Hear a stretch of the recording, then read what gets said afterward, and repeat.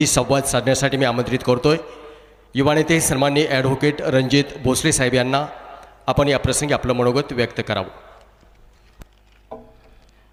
अकलूज नगर परिषद सार्वत्रिक निवडणूक 2025 शरदचंद्रजी पवार साहेब, राष्ट्रवादी काँग्रेस पार्टी आणि मित्रपक्ष शिवसेना उद्धव बाळासाहेब ठाकरे मित्रपक्षाच्या वतीने आयोजित केलेल्या या प्रचार सभाच्या निमित्तानं या ठिकाणी उपस्थित असलेले सोलापूर जिल्ह्याची अस्मिता आणि तुमचा आमचा स्वाभिमान आदरणीय विजयसिंहजी मोहिते पाटील साहेब, माळशिरस तालुक्याचे जाणते राजे आदरणीय जयसिंह मोहिते पाटील साहेब आणि माढ्यावर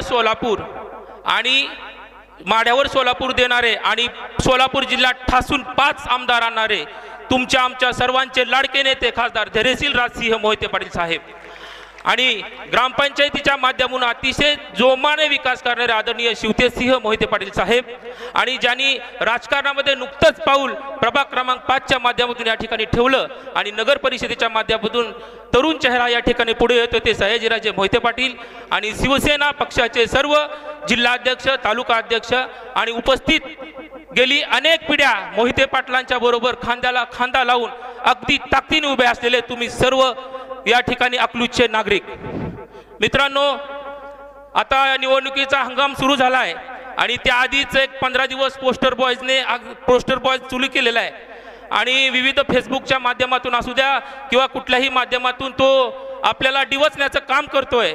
पण तो डिवच जरी असला तर याआधी लोकसभेला आणि त्यानंतर आमदारकीला तुम्ही हिसका काय असतो तो दाखवून दिलेला आहे. त्यामुळे तिसऱ्या वेळेस हिसका हा दाखवायचाच आहे.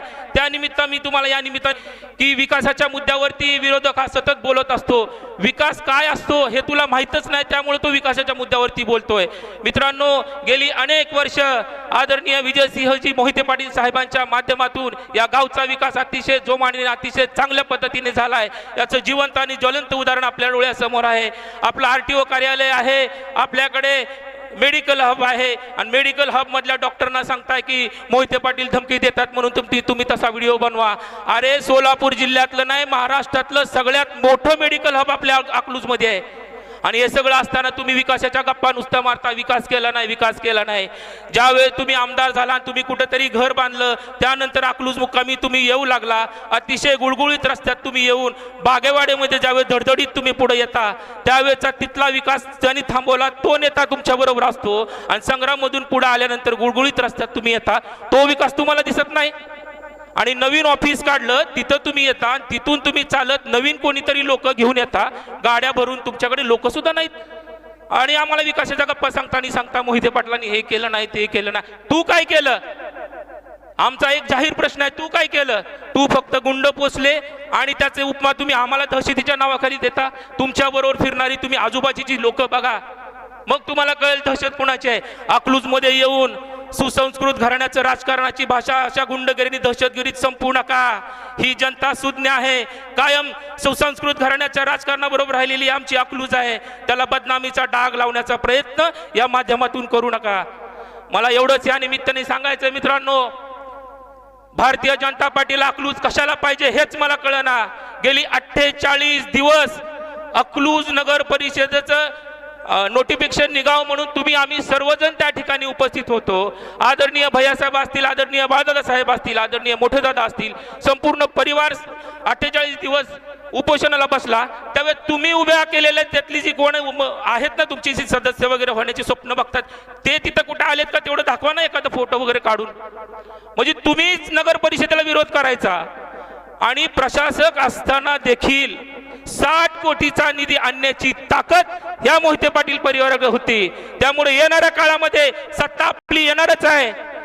मोहिते पाटील गटाचा झेंडा हा नगरपालिकेवरती फडकणारच आहे, ते कोणीही रोखू शकत नाही.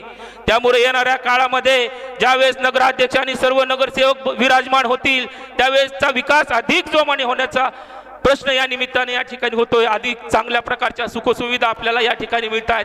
तुम्ही ज्या ठिकाणी मध्यवर्ती कार्यालय काढलं त्या तुमच्या प्रायव्हेट प्रॉपर्टीमधील जर गाळ्याचं भाडं बघितलं तर 30 ते 40 हजार आहे आणि अकलूज नगर परिषदेच्या माध्यमातून आदरणीय जयसिंह मोहिते पाटील साहेबांनी तुम्हा सगळ्यांना रोजीरोटीला लावण्यासाठी जे गाळे उभा केले त्या ग्रामपंचायतच्या गाळ्याचं भाडं आहे 300 रुपये आणि तुम्ही विकासाच्या बाता करता. आपल्याकडे अकलूज क्रीडा संकुलचं जर भव्य पटांगण बघितलं तर तो विकास तुम्हाला कधी दिसला नाही. आणि 5 वर्ष ज्यावेळेस आमच्या मांडीला मांडी लावून बसला त्यावेळेस तुम्हाला काही कळलं नाही का? सुमित्रा पतसंस्थेचं काहीतरी नवीन काढता, विजय पतसंस्थेचं काहीतरी नवीन काढता. मित्रांनो, मी वकील आहे.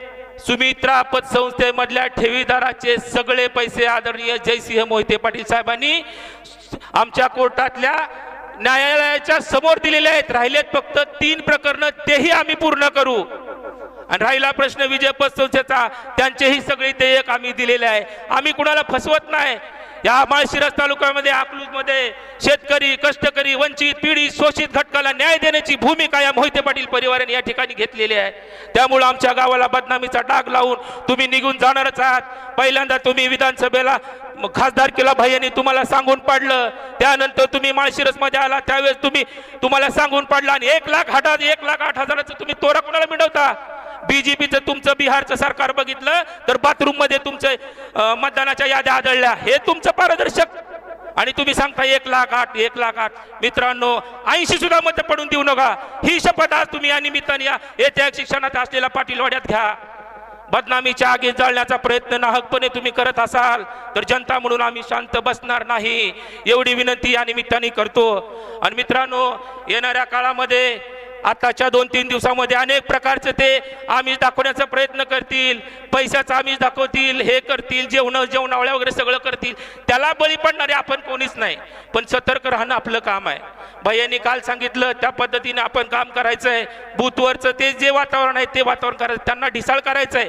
या गावात अशांतता निर्माण करण्याचा प्रयत्न करायचा. पण आपण शांतपणे आपलं काम प्रामाणिकपणे करण्याची भूमिका या निमित्ताने घ्यायची आहे. येणारा काळ अतिशय सुजलाम सुफलाम आहे. तुमच्या आमच्या सर्वांच्यासाठीची येणार जी नगरपालिका आहे अतिशय विकासाच्या गंगेला आपल्याकडे खेचून आणण्याची धमक आपल्या नेत्यांमध्ये आहे, एवढी विनंती या निमित्ताने करतो. आणि आपले जे 24 उमेदवार आहेत ज्यांचं चिन्ह आहे राष्ट्रवादी काँग्रेस पार्टी शरद पवारची तुतारी हातात घेतलेला माणूस आणि प्रभाग क्रमांक 6 मध्ये मित्र पक्ष शिवसेना उद्धव बाळासाहेब ठाकरे यांना 2 जागा आदरणीय धैर्यशील भैया आणि बाळासाहेब साहेबांनी दिलेल्या आहेत. आणि त्याच वार्डात फक्त 2 चिन्ह आहेत.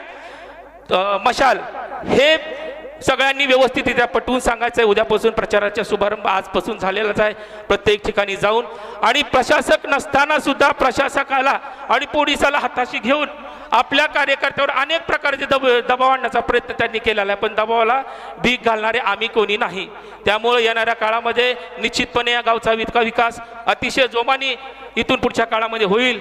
हे आपल्याला सर्व नेत्याचं काम आपल्या सगळ्यांना माहिती आहे. त्यामुळं येत्या 2 तारखेला जे आपले जे चिन्ह आहे तुतारी हातात घेतलेला माणूस आणि नगराध्यक्षाचं संपूर्ण गावामध्ये वोटिंग होणार आहे, तर अतिशय चांगल्या पद्धतीनं मतदान आपण करून घ्याल, एवढी विनंती या निमित्ताने या ठिकाणी करतो आणि थांबतो.